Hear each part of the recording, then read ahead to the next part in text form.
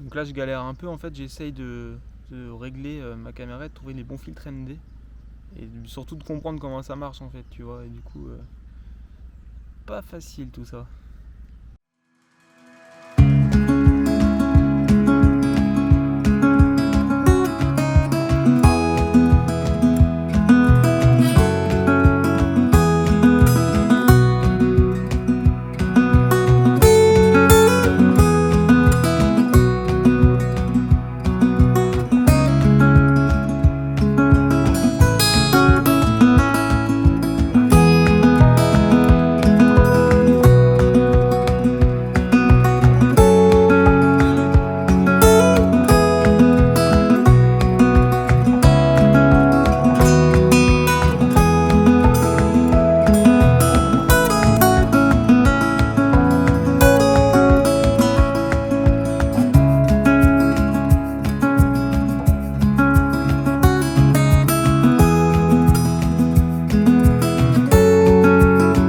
En fait j'ai mis le filtre ND16 et j'ai mis ISO en auto avec un maximum à 800.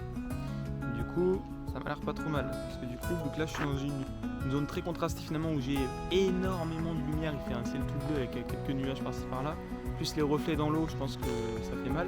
Et là quand je suis un peu dans les bois j'ai des zones où c'est vraiment beaucoup plus sombre et là on se retrouve aussi à contre-jour, du coup c'est pas évident, et là ça a l'air quand même de pas trop mal s'adapter. Je trouve que c'est quand même pas mal et puis ça garde un côté finalement assez naturel. Là je vais aller dans une zone vraiment qui est assez sombre, je sais pas trop ce que ça va donner, il me perd. Donc là il a perdu, sujet perdu me dit-il. Hop, je vais me resélectionner, on va voir si il me perd. Peut-être que du coup là, quand j'arrive dans une zone comme ça, il faut que je passe mon ISO max, un maximum peut-être en plus haut, je sais pas si ça va marcher. Donc, je suis en cours de filmage, je sais pas trop du coup. De mettre beaucoup plus haut pour voir si ça marche. Ouais, si ça marche, ok. C'est-à-dire qu'en cours de route, je peux aussi quand même changer mes réglages, c'est assez intéressant. Parce que bon, c'est pas compliqué du tout en plus à faire. Donc, ok, donc là j'avais mis vraiment le maximum pour voir ce qu'il faisait. Et là il avait besoin d'aller plus haut que ce que j'avais mis. J'étais monté à 1600, il avait besoin d'aller encore plus haut parce que il fait vraiment assez noir. Et vu que j'ai le filtre ND, bah, ça freine la lumière. Donc forcément, on est obligé de monter plus haut en ISO. Ok, on va continuer. Donc là on va faire un petit test, j'opte pour le réglage 1600, donc ISO en auto et 1600 max. Donc on va voir ce que ça donne et puis je vais faire un petit tour à pied comme ça pour voir ce que ça va nous donner comme résultat. Par contre vous voyez derrière on est clairement en surexposition. Alors je suis pas un spécialiste, hein, j'apprends sur le tas, mais on voit plus du tout le ciel, on voit un ciel tout blanc quoi. Donc ça en soi bon c'est pas dramatique puisque là le but c'est de filmer le sujet, donc me filmer moi. Puis on voit quand même un peu le cadre derrière. Par contre peut-être que si je baisse un peu à 800, non là il reste fixé sur moi en fait. Il adapte l'ISO sur moi, pas sur le fond. Vu qu'en plus j'ai fait le Active Track là.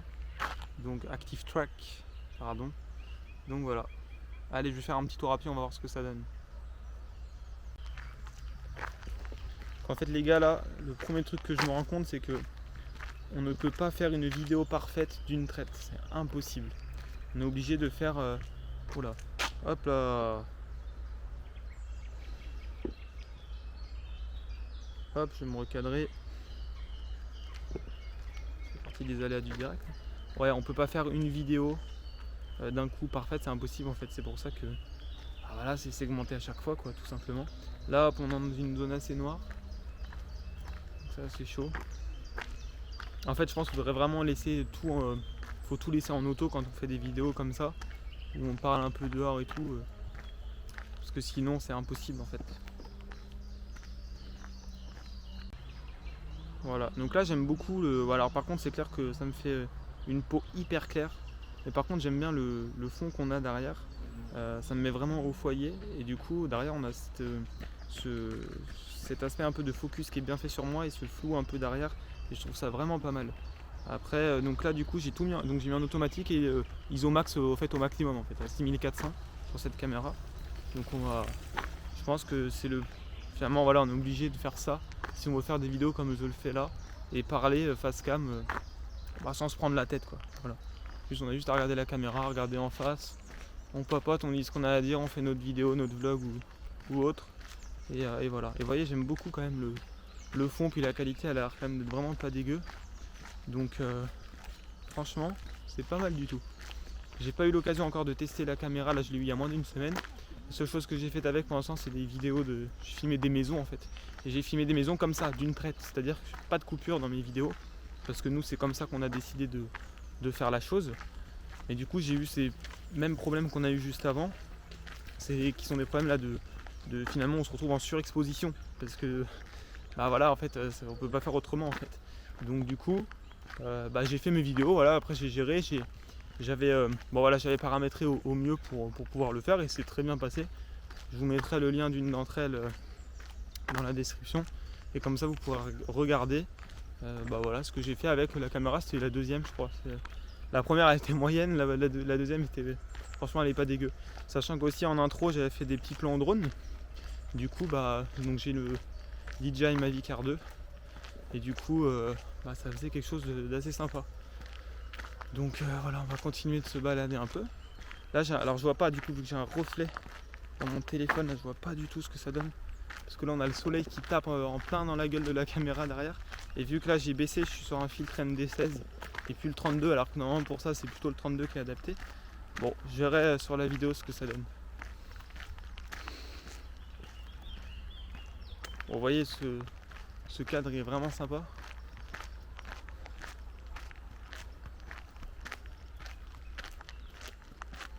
Hop, je peux me balader un peu comme ça. Effectivement on se retrouve du coup face au ciel. Par contre c'est plein de bestioles, ça c'est chiant. Mais bon.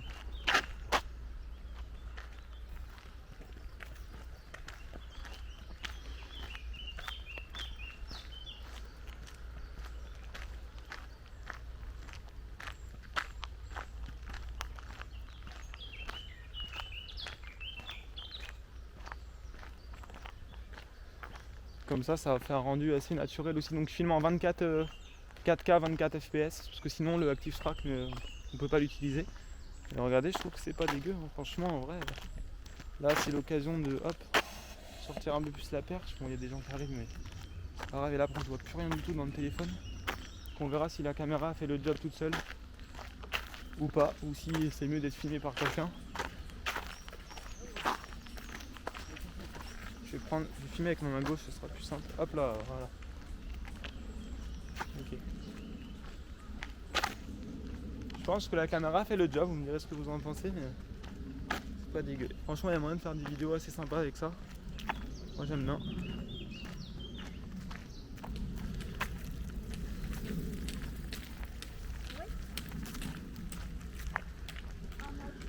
Vous voyez, on a vraiment tous les contrastes possibles ici. Alors, je suis pas allé dans des coins non plus noir, mais voilà. Mais dans le noir, elle filme aussi, hein.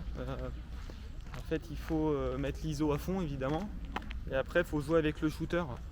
Puis voilà, tiens, on va aller là. Allez, je vais filmer un peu en face. On va voir ce que ça donne, sans couper, si possible. Hop. Je crois que ça coupe pas normalement. Je retourne. Voilà, ça coupe pas. Bon après niveau stabilisation, je fais pas de mon mieux là. Vraiment, je marche vraiment assez naturellement. Je retiens pas forcément comme il faudrait, mais c'est vraiment histoire de tester quoi. D'ailleurs j'espère qu'avec le micro vous m'entendez bien parce que j'ai pas pris de micro. Le son il doit être pourri mais bon c'est pas grave.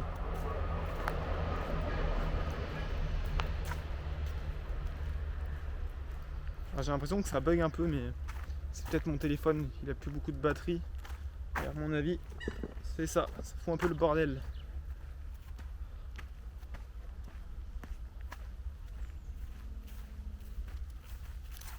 Ce qui est intéressant aussi c'est que du coup avec la perche vous voyez je peux monter assez haut. Hop, je vais baisser mon téléphone, je peux monter quand même assez haut. Je sais pas si on se rend compte comme ça de la hauteur à laquelle je suis, mais je suis bien là je suis à un peu plus de 3 mètres de hauteur. Et du coup c'est pareil.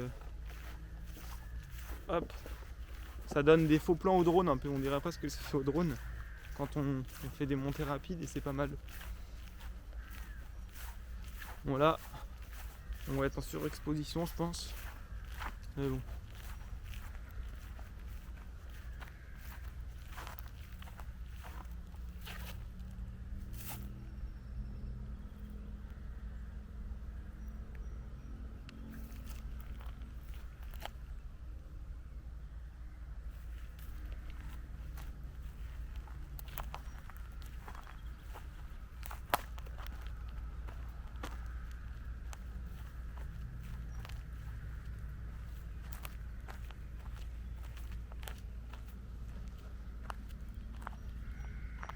Et bah en vrai, elle s'adapte bien là.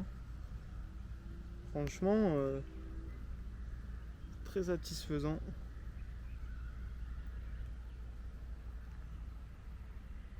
Ok. Donc je vais volontairement baisser au maximum l'ISO, voir ce que ça donne. Bon, est-ce que voir il s'est mis tout seul au minimum ou est-ce qu'il l'a pas fait? On va voir. Donc à première vue, il s'est mis tout seul au minimum. Donc, enfin, elle s'est mise du coup, c'est la caméra. Donc franchement, c'est vraiment pas mal. Donc franchement là, hop, voilà, oh là, je vais la monter. Oh là, pépette, qu'est-ce qu'elle me fait ma cocotte? Hop, je vais reprendre ma tronche. Voilà, vu que j'ai sorti l'aperçu au max, du coup c'est pas très beau parce que, hop, là, il va me perdre. Je vais la redescendre un petit peu. Ouais, je suis là, you. Ouais, super. Ah, ça fait du bien, de prendre l'air.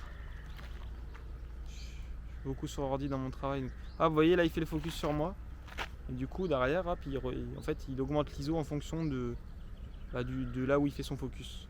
Vous voyez, je vais essayer de juste, je vais tourner un peu. On va faire une connerie juste pour s'amuser. Hop, je vais enlever ma tronche et je vais essayer de sélectionner, je sais pas, un bout de nuage en haut là-bas. Hop. Ah, cadre trop petit. Ok, on va prendre un truc énorme au pif. Alors, je sais pas si c'est possible. Non, il veut pas. On va prendre le bout d'arbre qui est en bas à gauche là. Enfin, en bas à droite peut-être pour vous. Du coup, je sais pas. Hop. Non, il veut pas le prendre. Bon, bah j'aurais essayé, c'est pas grave.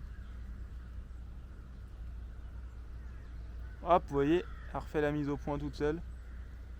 Franchement,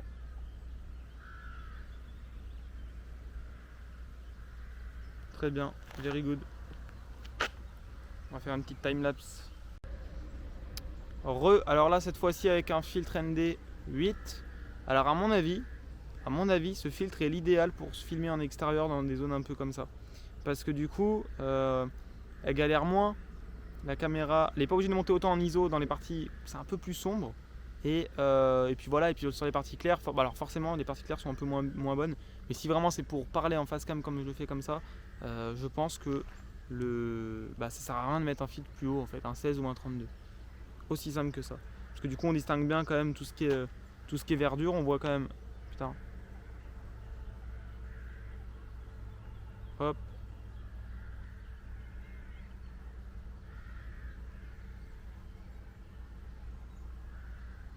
On distingue bien tout ce qui est verdure et puis le ciel, bah en fait quand on filme quand même, voilà, si je me défocus exprès, bon là elle m'a récupéré, bah, d'accord, j'aurais voulu le faire, j'aurais pas réussi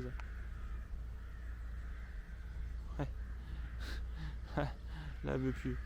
Hop, si je me défocus volontairement, elle va quand même aller choper un peu du ciel et du coup je pense que c'est bon. Là il y avait quand même pas mal de nuages là-bas. Mais au final, je pense que c'est pas si dégueu que ça. Bon voilà, déjà pour ces filtres là, je vais aller ailleurs et puis je vais me faire un petit timelapse. J'ai plus de batterie sur mon téléphone donc je vais faire une timelapse. Puis après ce sera un peu, je vais filmer au feeling comme ça pour voir, pour m'amuser.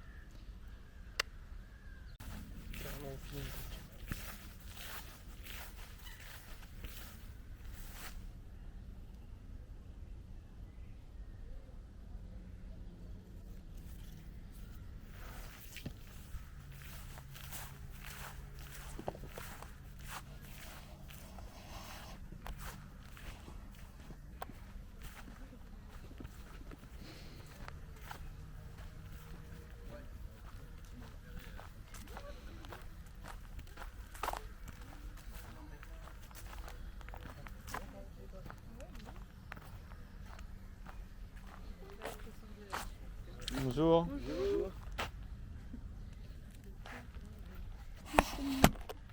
C'est mignon, je sais pas, mais Ça mord pas, ça mord pas ça? c'est pas venimeux. D'accord, je connais pas du tout. C'est un lézard sans pattes en fait. Ah ouais? Je sais pas si on va le voir. Vous êtes naturaliste? Pas du tout.